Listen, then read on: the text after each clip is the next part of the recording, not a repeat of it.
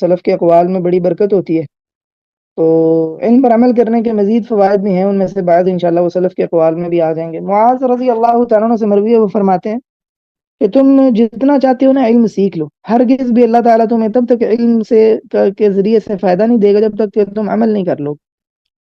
یحییٰ بن معاذ رحمہ اللہ فرمایا کرتے تھے، کہتے ہیں علم اور عمل یہ دونوں ایک دوسرے کے ساتھی ہیں، جب تک ان میں سے کوئی بھی ایک دوسرے کے بغیر فائدہ نہیں دے۔ مطر البراق رحمہ اللہ سے مروی ہے، وہ فرماتے ہیں بہترین علم وہ ہے جو فائدہ دے۔ اللہ رب العزت علم کے ذریعے سے فائدہ اسے دیتا ہے جو علم سیکھتا ہے پھر اس پر عمل کرتا ہے۔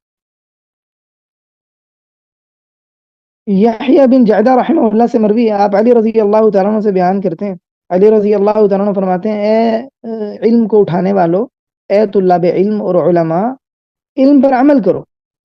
عالم وہ ہے کہ جس نے جو سیکھا ہے اس پر عمل کرے، اس کا علم اس کے عمل کے موافق ہو۔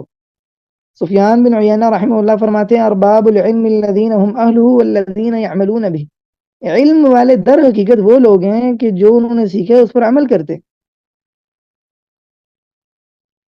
سفیان ثوری رحمہ اللہ سے مروی ہے، عبد الرحمن بن مہدی رحمہ اللہ فرماتے ہیں، کہتے ہیں کہ سفیان ثوری رحمہ اللہ سے میں نے سنا، آپ کہتے ہیں مجھے رسول اللہ صلی اللہ علیہ وسلم سے کبھی کوئی حدیث نہیں پہنچی مگر میں نے اس پر عمل کیا چاہے ایک مرتبہ ہی کیوں نہ کیا۔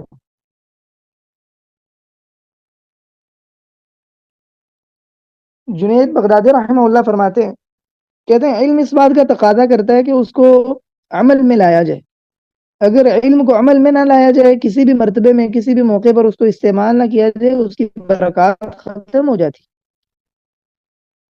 اللہ اکبر۔ احمد بن عطاء الروزباری رحمہ اللہ فرماتے ہیں، کہتے ہیں جو بندہ علم کے حصول کی طرف نکلتا ہے اور بس اس کا مقصد علم ہی ہے، یعنی عمل نہیں، اس کا مقصود منشا عمل نہیں ہے، اس کو علم فائدہ نہیں دیتا۔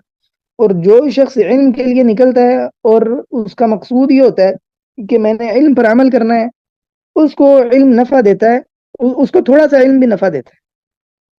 آدمی اگر علم کے ساتھ مخلص ہو تو آدمی تھوڑا سا علم بھی سیکھے تو وہ اس کے لیے بابرکت بن جاتا ہے۔